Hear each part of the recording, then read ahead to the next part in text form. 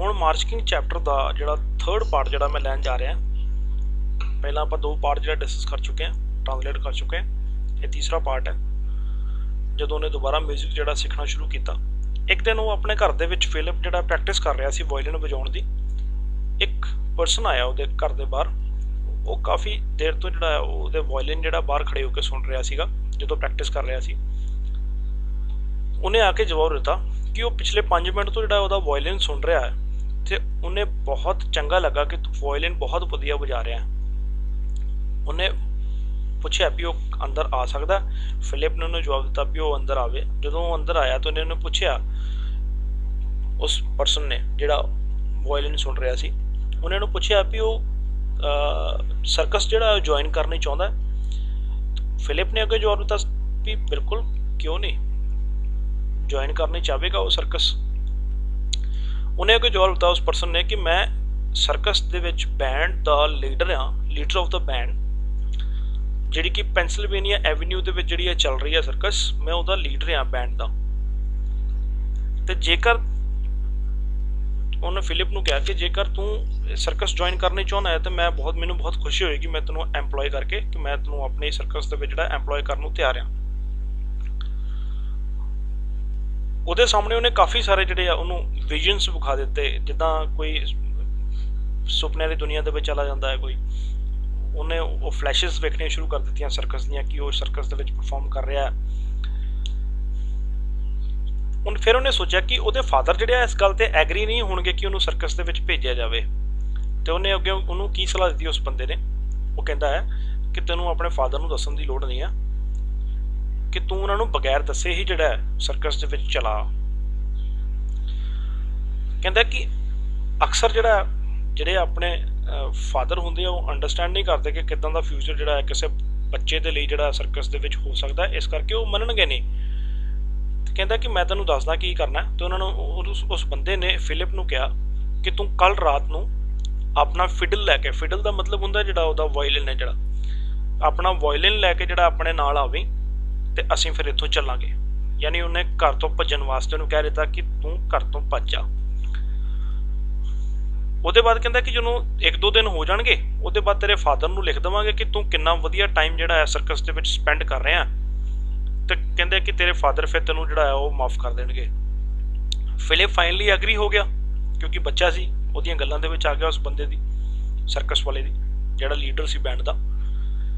ਤੇ ਉਹਨੂੰ ਉਹ ਆਪਣੇ ਡਿਸੀਜ਼ਨ ਨੂੰ ਇੰਨਾ ਕੁ ਸੋਚ ਰਿਹਾ ਸੀ ਸਰਕਸ ਦੇ ਵਿੱਚ ਜਾਣ ਬਾਰੇ ਕਿ ਉਹ ਕਾਫੀ ਜ਼ਿਆਦਾ ਉਸੇ ਚੀਜ਼ ਬਾਰੇ ਹੀ ਸੋਚੀ ਜਾ ਰਿਹਾ ਸੀ। ਉਹਦੇ ਦਿਮਾਗ ਦੇ ਵਿੱਚ ਹੋਰ ਕੁਝ ਨਹੀਂ ਸੀ।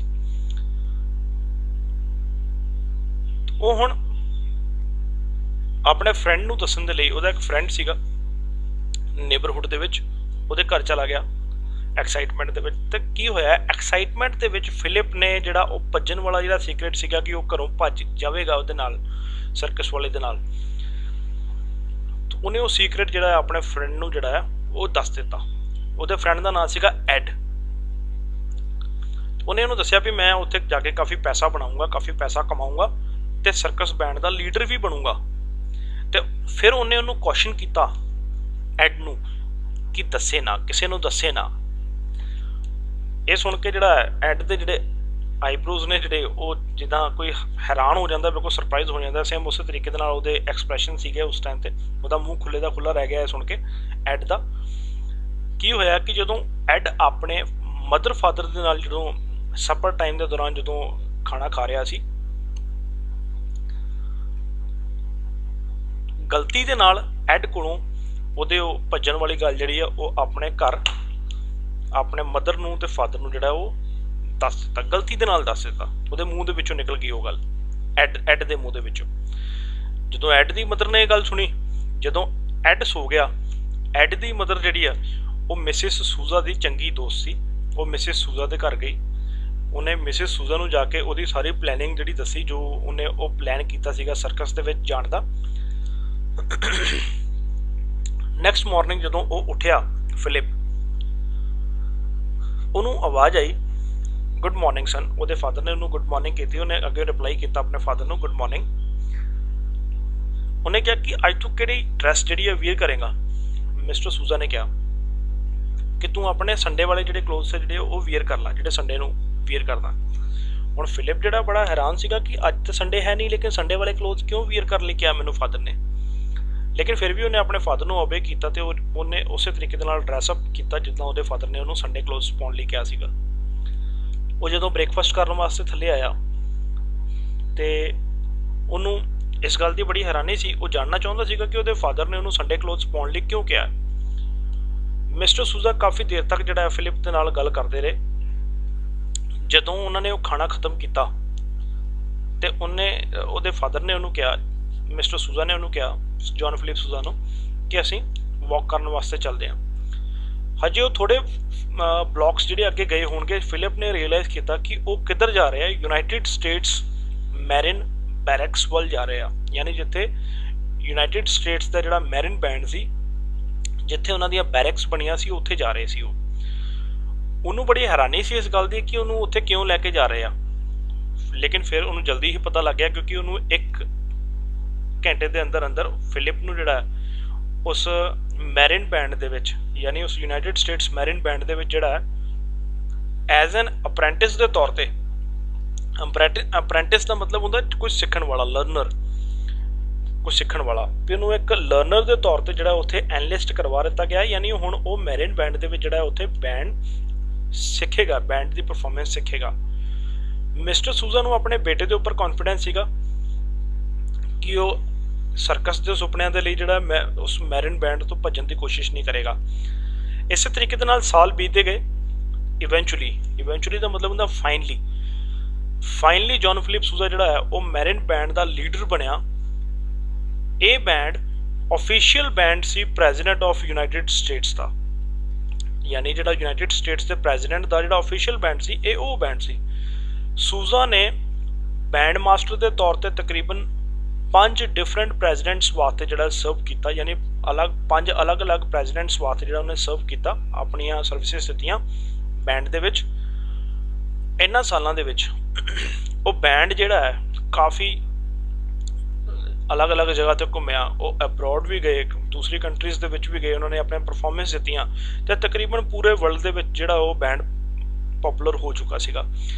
ਸੂਜ਼ਾ ਜਿਹੜਾ ਹੈ ਉਹ ਐਜ਼ ਏ ਕੰਪੋਜ਼ਰ ਦੇ ਤੌਰ ਤੇ ਕਾਫੀ ਫੇਮਸ ਹੋ ਗਿਆ ਸੀ। ਹੁਣ ਆਹ ਚੀਜ਼ ਇੱਥੇ ਜ਼ਰੂਰ ਯਾਦ ਰੱਖਿਓ ਕਿ ਇੱਥੇ ਕੁਐਸਚਨ ਜਿਹੜਾ ਆ ਸਕਦਾ ਹੈ ਕਿ ਕਿਉਂ ਉਹਨੂੰ ਮਾਰਚਿੰਗ ਦੇ ਤੌਰ ਤੇ ਕਿਉਂ ਜਾਣਿਆ ਜਾਂਦਾ ਹੈ।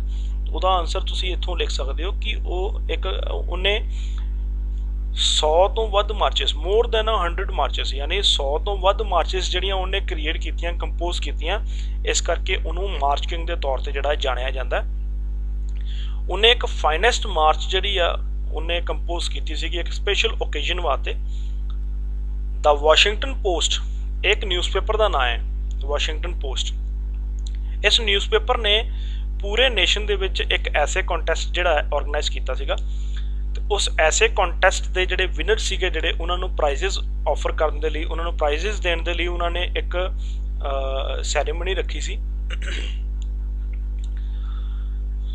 ਉਸ ਸੈਰੇਮਨੀ ਦੇ ਵਿੱਚ ਵਾਸ਼ਿੰਗਟਨ ਸਕੂਲ ਦੇ ਵਿੱਚ ਇਹ ਪਰਫਾਰਮ ਕੀਤਾ ਜਾਣਾ ਸੀਗਾ। ਉਹ ਸੈਰੇਮਨੀ ਦੇ ਵਿੱਚ ਉਹਨਾਂ ਨੇ ਇਨਵਾਈਟ ਕੀਤਾ ਕਿ ਇਸ ਸੈਰੇਮਨੀ ਦੇ ਵਿੱਚ ਅਵਾਰਡ ਦੇ ਨਾਲ ਨਾਲ, ਬੱਚਿਆਂ ਨੂੰ ਅਵਾਰਡ ਦੇਣ ਦੇ ਨਾਲ ਨਾਲ ਇੱਕ ਮੈਰਿਨ ਬੈਂਡ ਦੀ ਪਰਫਾਰਮੈਂਸ ਵੀ ਕਰਵਾਈ ਜਾਵੇ। ਤੇ ਸੂਜ਼ਾ ਨੂੰ ਪੁੱਛਿਆ ਗਿਆ ਕਿ ਉਹ ਇਸ ਬੈਂਡ ਦੀ ਇਸ ਪ੍ਰਾਈਜ਼ ਡਿਸਟ੍ਰੀਬਿਊਸ਼ਨ ਫੰਕਸ਼ਨ ਦੇ ਵਿੱਚ ਕੋਈ ਖਾਸ ਮਾਰਚ ਜਿਹੜੀ ਹੈ ਕੰਪੋਜ਼ ਕਰੇ। ਉਹਨੂੰ ਇਹ ਆਈਡੀਆ ਬਹੁਤ ਚੰਗਾ ਲੱਗਾ। ਉਹਨੇ ਇਸ ਦਿਨ ਵਾਸਤੇ ਜਿਹੜਾ ਇੱਕ ਮਾਰਚ ਵੀ ਜਿਹੜੀ ਕੰਪੋਜ਼ ਕੀਤੀ ਖਾਸ ਇਸੇ ਦਿਨ ਵਾਸਤੇ, ਪ੍ਰਾਈਜ਼ ਡਿਸਟ੍ਰੀਬਿਊਸ਼ਨ ਦੇਣ ਵਾਸਤੇ। ਉਹ ਦਿਨ ਫਾਈਨਲੀ ਆਇਆ। ਕਾਫੀ ਅੱਛਾ ਮੌਸਮ ਸੀ, ਸਾਫ਼ ਮੌਸਮ ਸੀ, ਹਵਾ ਚੱਲ ਰਹੀ ਸੀ। ਲੋਕ ਜਿਹੜੇ ਆ ਉਸ ਬਿਗ ਬੈਂਡ ਦੀ ਪਰਫਾਰਮੈਂਸ ਵੇਖਣ ਦੇ ਲਈ ਜਿਹੜੇ ਆ ਬਹੁਤ ਹਜ਼ਾਰਾਂ ਲੋਕ ਜਿਹੜੇ ਆ ਉੱਥੇ ਵੇਟ ਕਰ ਰਹੇ ਸੀ ਉਹਨਾਂ ਦੀ। ਜਿਹੜੇ ਬੱਚੇ ਸੀਗੇ ਵਾਸ਼ਿੰਗਟਨ ਦੇ, ਉਹ ਕਾਫੀ ਦੇਰ ਤੋਂ ਇਸ ਇੰਤਜ਼ਾਰ ਕਰ ਰਹੇ ਸੀ ਉਹਨਾਂ ਦੀ ਪਰਫਾਰਮੈਂਸ ਵੀ ਕਦੋਂ ਹੋਏਗੀ। ਤੇ ਤਕਰੀਬਨ ਸਾਰੇ ਬੱਚੇ ਹੀ ਜਿਹੜੇ ਉਸ ਫੰਕਸ਼ਨ ਦੇ ਵਿੱਚ ਜਿਹੜੇ ਪਹੁੰਚੇ ਹੋਏ ਸੀ ਉਹਨਾਂ ਦੀ ਪਰਫਾਰਮੈਂਸ ਦੇਖਣ ਦੇ ਲਈ। ਉੱਥੇ ਜਿਹੜੇ ਟਰੀਜ਼ ਸੀਗੇ, ਕਾਫੀ ਸਾਰੇ ਬॉयਜ਼ ਉਸ ਟਰੀਜ਼ ਦੇ ਉੱਪਰ ਜਾ ਕੇ ਬੈਠੇ ਸੀ ਤਾਂ ਕਿ ਉਹਨਾਂ ਨੂੰ ਚੰਗਾ ਵਿਊ ਮਿਲੇ ਉਸ ਪਰਫਾਰਮੈਂਸ ਵੇਖਣ ਦੇ ਲਈ, ਕਿ ਉਹਨਾਂ ਨੂੰ ਇੱਕ ਜਗ੍ਹਾ ਵਧੀਆ ਮਿਲੇ ਜਿੱਥੋਂ ਉਹ ਪਰਫਾਰਮੈਂਸ ਜਿਹੜੀ ਆ ਪੂਰੀ ਵੇਖ ਸਕਣ। ਜਦੋਂ ਵਾਸ਼ਿੰਗਟਨ ਪੋਸਟ ਆਫਟਰ ਦਾ ਵਾਸ਼ਿੰਗਟਨ ਪੋਸਟ ਮਾਰਚ, ਜਦੋਂ ਵਾਸ਼ਿੰਗਟਨ ਪੋਸਟ ਮਾਰਚ ਜਿਹੜੀ ਖਤਮ ਹੋਈ, ਜਦੋਂ ਪਰਫਾਰਮੈਂਸ ਦਿੱਤੀ ਉਹਨਾਂ ਨੇ ਆਪਣੇ ਬੈਂਡ ਦੀ, ਸਾਰਿਆਂ ਨੇ ਬਹੁਤ ਵਾਈਲਡਲੀ ਜਿਹੜਾ ਅਪਲੋਡ ਕੀਤਾ, ਸਾਰਿਆਂ ਨੇ ਬਹੁਤ ਖੁਸ਼ੀ ਦੇ ਨਾਲ ਜਿਹੜਾ ਐਪਰੀਸ਼ੀਏਟ ਕੀਤਾ ਉਸ ਦੀ ਪਰਫਾਰਮੈਂਸ ਨੂੰ। The boys in the trees listened and watched with sparkling eyes, ਜਿਹੜੇ ਬੱਚੇ ਰੁੱਖਾਂ ਦੇ ਉੱਪਰ ਖੜੇ ਹੋ ਕੇ ਜਿਹੜੇ ਆ ਵੇਖ ਰਹੇ ਸੀ ਜਾਂ ਬੈਠ ਕੇ ਵੇਖ ਰਹੇ ਸੀ, ਉਹਨਾਂ ਦੀ ਅੱਖਾਂ ਦੇ ਵਿੱਚ ਜਿਹੜਾ ਸਪਾਰਕਲ ਨਜ਼ਰ ਆਇਆ, ਚਮਕ ਨਜ਼ਰ ਆਈ ਉਹ ਪਰਫਾਰਮੈਂਸ ਦੇਖਣ ਤੋਂ ਬਾਅਦ। ਤੇ ਉਹਨਾਂ ਦੇ ਵਿੱਚੋਂ ਵੀ ਬੱਚਿਆਂ ਨੇ, ਕਈ ਬੱਚਿਆਂ ਨੇ ਉਸ ਟਾਈਮ ਤੇ ਇਹ ਸੋਚਿਆ ਹੋਊਗਾ, ਇਹ ਕਸਮ ਖਾਧੀ ਹੋਊਗੀ ਕਿ ਉਹ ਵੀ, ਉਹਨਾਂ ਨੇ ਇੱਕ ਆਪਣਾ ਏਮ ਸੈੱਟ ਕੀਤਾ ਹੋਊਗਾ ਕਿ ਜਿਵੇਂ 7 ਸਾਲ ਦੀ ਏਜ ਦੇ ਵਿੱਚ ਜਿਹੜਾ ਜੌਨ ਫਿਲਿਪ ਸੂਜ਼ਾ ਜਿਹੜਾ ਇੱਕ ਮਿਊਜ਼ੀਸ਼ੀਅਨ ਬਣਨ ਦੇ ਲਈ ਜਿਹੜਾ ਜਿਹਨੇ ਡਿਸਾਈਡ ਕੀਤਾ ਸੀਗਾ, ਉਸੇ ਤਰੀਕੇ ਦੇ ਨਾਲ ਕਈ ਹੋਰ ਬੱਚਿਆਂ ਨੇ ਵੀ ਜੌਨ ਫਿਲਿਪ ਸੂਜ਼ਾ ਵਾਂਗੂ ਉੱਥੇ ਡਿਸਾਈਡ ਕੀਤਾ ਕਿ ਉਹ ਵੀ ਮਿਊਜ਼ੀਸ਼ੀਅਨ ਬਣਨਗੇ।